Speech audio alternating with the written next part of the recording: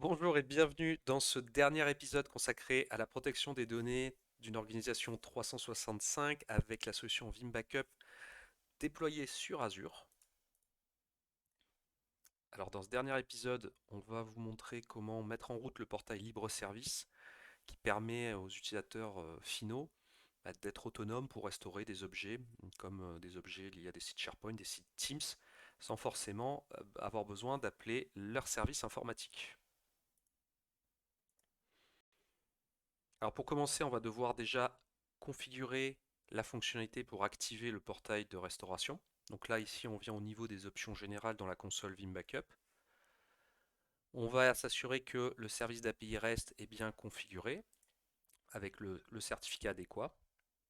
Alors ici, on va réutiliser le certificat autogénéré qu'on utilise depuis le début sur le déploiement de cette plateforme. Et il faut bien vérifier également au niveau des services Windows que ce service est correctement démarré. Alors si ce n'est pas le cas, on vous évidemment vous encourage à le positionner en mode démarrage automatique pour être sûr que votre service est opérationnel sur les futurs redémarrages de l'OS. Ça garantira comme ça que le portail fonctionne correctement. Voilà, donc on le passe en automatique, démarrer.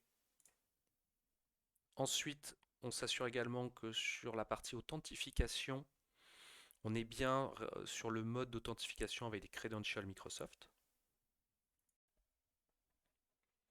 Et enfin, on vient dans l'onglet ici Restore Portal, donc on coche la case activer le portail de restauration.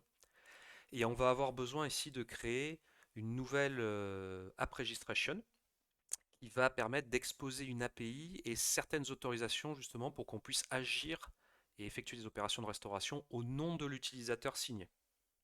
Donc là, c'est un peu comme ce qu'on avait vu dans les précédents épisodes. On va pouvoir créer cette app registration directement depuis l'assistant Vim. On vient ici, on clique sur Create. Voilà, on va donner un nom à cette app registration. On va utiliser un certificat pour gérer le mécanisme d'authentification. Donc là, on réutilise notre certificat auto-signé habituel. Et ici, vous allez pouvoir définir le nom DNS, c'est-à-dire l'URL que les utilisateurs vont entrer dans leur navigateur pour se connecter au portail. Donc retenez bien ici ce nom-là, c'est celui qu'il faudra communiquer aux utilisateurs finaux. Ensuite, on se log ici avec un compte qui va pouvoir créer cette app registration. Donc là, on réutilise notre compte qui est global admin au niveau de la plateforme. On s'authentifie. On clique sur Finish pour terminer l'assistant et on peut fermer cette boîte de dialogue. Et alors côté Azure, on peut aller ici dans le volet Azure Active Directory, vérifier qu'on a bien cette app registration qui s'est déclarée.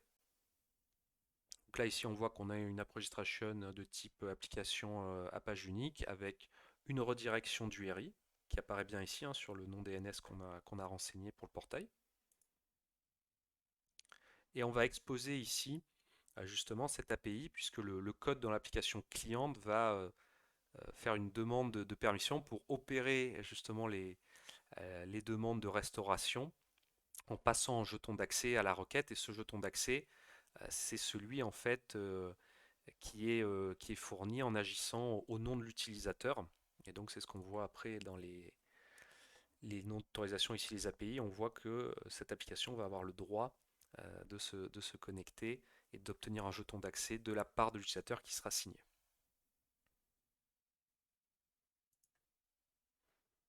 Alors en parlant d'utilisateur, une fois que donc cette application registration est opérationnelle, on va pouvoir ici déclarer les utilisateurs qui vont recevoir les privilèges d'opérateurs de restauration, donc c'est-à-dire qu'ils vont pouvoir restaurer des objets en dehors, je dirais, des objets qui leur sont propres.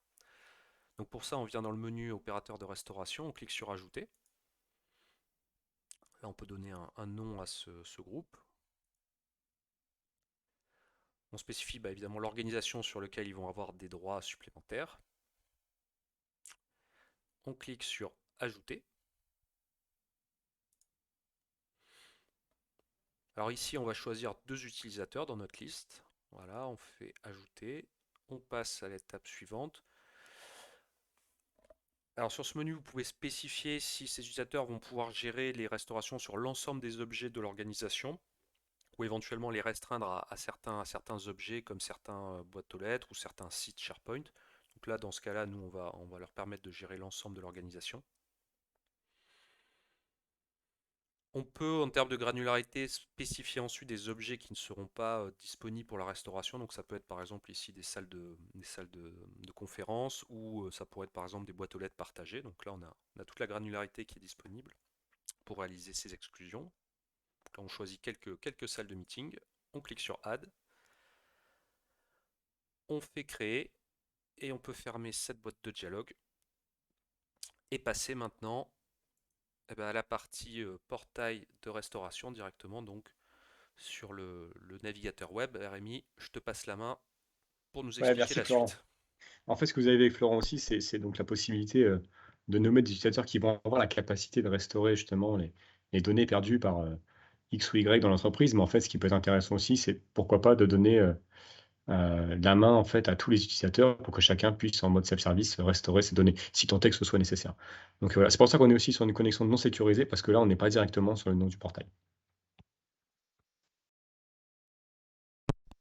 Voilà, et on voit là que évidemment, si on utilise le nom DNS, cette fois-ci, comme ça match le nom qui est dans le certificat, la connexion à ce moment-là est sécurisée.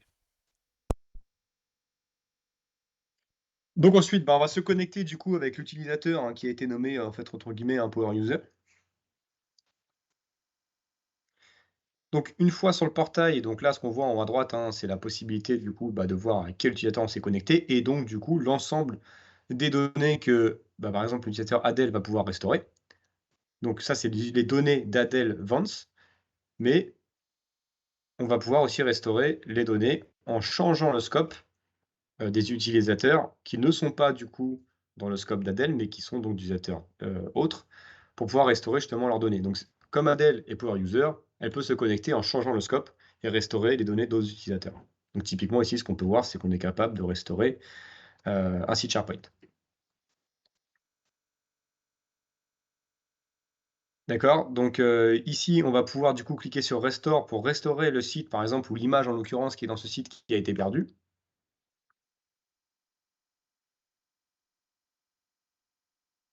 Donc voilà, après, bon, bah, là, on voit la donnée, on clique sur Next. On peut soit restaurer directement dans le lieu d'origine, soit directement vers un nouvel emplacement, si tant est qu'on ne veut pas restaurer à l'endroit où il a été perdu. Donc là, voilà, on clique sur Next, on met une raison pour laquelle, bah, voilà, on souhaite restaurer. Donc là, ce qu'on a expliqué justement, c'est que ça a été supprimé par erreur. On peut donc faire Next. Et donc voilà, bah, là, on voit un petit résumé, on fait Finish et la donnée, elle est restaurée au bon endroit. Donc voilà, ça peut être intéressant aussi. Évidemment, ça peut se faire, sur un certain nombre de fichiers d'un coup. Ça peut se faire, en fait, typiquement pour des fichiers PST qu'on souhaiterait, restaurer ailleurs, on premise ou autre, donc comme on l'a expliqué tout à l'heure, enfin, sur la session précédente, pardon. Donc voilà. Eh bien, très clair, merci Rémi pour ces précisions. Et puis bah, déjà, merci beaucoup de nous avoir suivis sur ces 4 épisodes.